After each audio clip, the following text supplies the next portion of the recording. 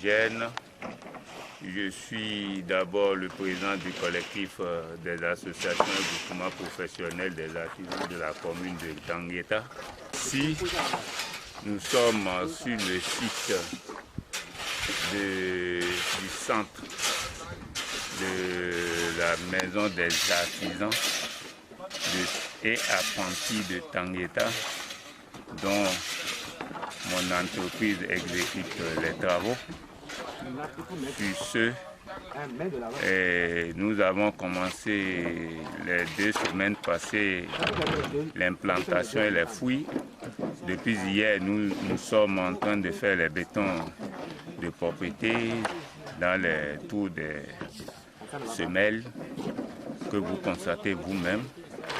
Et en tant qu'entrepreneur, moi j'ai essayé de ravitailler le chantier, d'approvisionner tout ce qu'il nous faut pour que le chantier ne souffre de rien. Vous l'aurez constaté, nous avons prévu assez de ciment, de gravier, de briques. Je peux dire que les briques sont faites déjà à plus de 80%. Et le ciment, on a 40 tonnes. Le fer, on a approvisionné le fer à plus de 90%. Sinon, on peut dire qu'on a pratiquement la totalité du fer.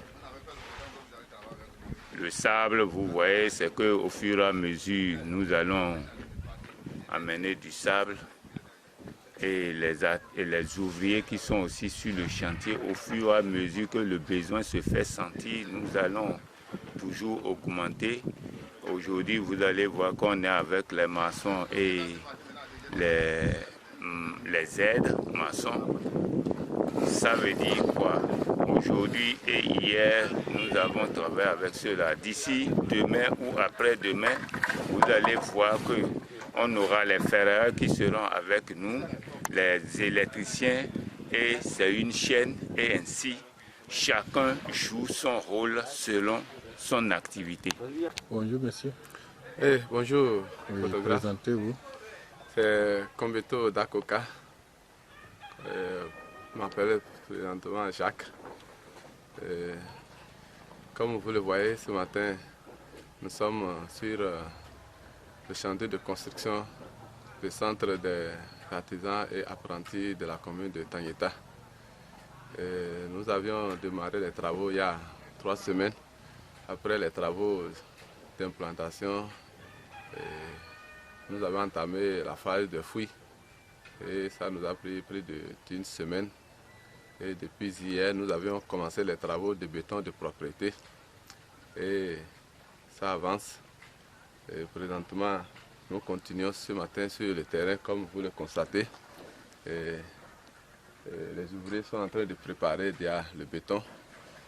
Et tout de suite, nous allons continuer le processus de collage de béton de propriété qui est dosé à 150 kg par mètre cube. Et l'épaisseur de ce béton est à 5 cm. Oui. Ok, avant de coller le BP, nous essayons de matérialiser avec les chutes de fer pour nous donner l'épaisseur de notre béton de propriété. Parce que à cause de pente, quand on arrive à le faire, ça essaie de nous donner le niveau. Donc nous essayons de mesurer pour voir est-ce que notre piquet là fait 5 de hauteur. Donc quand on vérifie, quand je fais ici, ça fait 10. Ça veut dire que c'est plus grand que l'épaisseur est trop par rapport à ce que nous avions prévu dans les spécificités techniques. Donc j'essaie d'enfoncer le fer jusqu'à avoir une hauteur de 5 cm. Donc jusque là, je dois encore enfoncer pour ne pas avoir une épaisseur très grande par rapport à mon béton. Donc présentement, je suis à 5 cm et nous prenons le niveau pour pouvoir donner à notre béton de propriété pour permettre que ça soit respecté. Donc sinon, puisque je vous disais que notre terrain a beaucoup de pente, donc il arrive à un moment aussi à cause de pente un peu légèrement, parce que les trous, quel que soit ce que nous faisons, n'arrivent pas à être uniformes. Nous essayons de prendre le niveau pour nous donner à un sens. Donc vous voyez ici, je n'ai pas encore de niveau, mon fil doit être enfoncé. Donc il faut que je puisse avoir le niveau par rapport au premier point. Ok, ça me laisse encore un peu.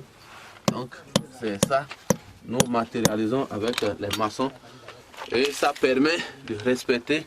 Ok, nous sommes ici à 6 cm d'épaisseur, ça reste un peu sec. Et quand on prend, nous avions alors presque le niveau est là. Donc ça nous reste un coup de main pour que l'autre on mesure. Nous avions 5 cm d'épaisseur et là-bas aussi 5 cm d'épaisseur. Donc quand ils vont couler le béton se limite à la hauteur de ces piquets. Et là on sait que l'épaisseur est respectée pour le 5. C'est après cela que nous pouvons poser les semelles isolées que nous avions déjà façonnées avec les ferrailleurs. Et nous pouvons en ce moment commencer le béton de fondation, le béton des semelles isolées. Il faut vous rappeler, avant de couler ces bétons, nous avions les poteaux amorces déjà façonnés. Et avec le ferrailleur, le maçon, on essaie de positionner selon les axes que nous avions délimités à travers la serge de notre implantation. Et nous essayons de positionner nos ficelles très grandement. Et ça nous permet de voir le niveau des axes pour pouvoir fixer nos poteaux avec les poteaux amorces que nous avions déjà attachés. Ça nous permet de les fixer et s'assurer que les poteaux sont restés dans les axes. Et en ce moment, nous procédons au coulage de béton des semelles. Et les bétons des semelles ici sont dosés à 300 kg par mètre cube pour les semelles isolées. Donc voilà l'étape que nous sommes ce matin avec les maçons. Je vous remercie. Il faut le rappeler que nous sommes sur un terrain très accidenté. Il y a une grande pente qui est présente sur le terrain. Mais nous avions déjà pris les dispositions depuis la fouille pour pouvoir donner les décalages à notre fouille, ce qui va nous permettre de réduire un tant soit peu la consommation du béton. C'est ce que nous avions fait pour pouvoir atténuer un peu. Donc aujourd'hui, s'il plaît à Dieu, avec les dispositions que nous avons prises, nous aurons un bon rendement aujourd'hui pour pouvoir finir toutes les semelles isolées en ce qui concerne le béton de propriété.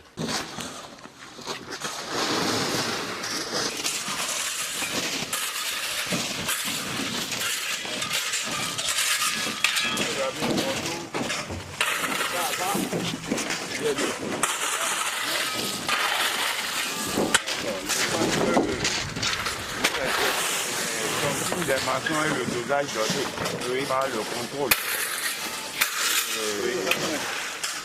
J'attire votre attention que nous devons respecter rigoureusement le dosage du béton. Parce que ici, on doit rigoureusement respecter le dosage pour pouvoir faire un bon travail. Et le travail qui est ici, nous devons le faire et savoir que nous sommes un parent et que le respect du dosage permet de respecter aussi les consignes des études du sol qui ont été faites ici. C'est à base de ça que nous respectons le dosage. Je vous en prie, faites tout possible pour respecter le dosage que le contrôleur vous donne. C'est entendu? Dosage de gravier, dosage de ciment, dosage de sable, mesure de sable, tout ça là. Ça a respecté. Parce que c'est en fonction de sable mesuré, c'est en fonction de ciment donné. Et c'est à base de ça que nous avons le béton qui doit être fait sur notre béton de propriété. Voilà dans un premier temps ce qui serait dit. Il y a une plage, une deuxième plage. Une deuxième plage, on demande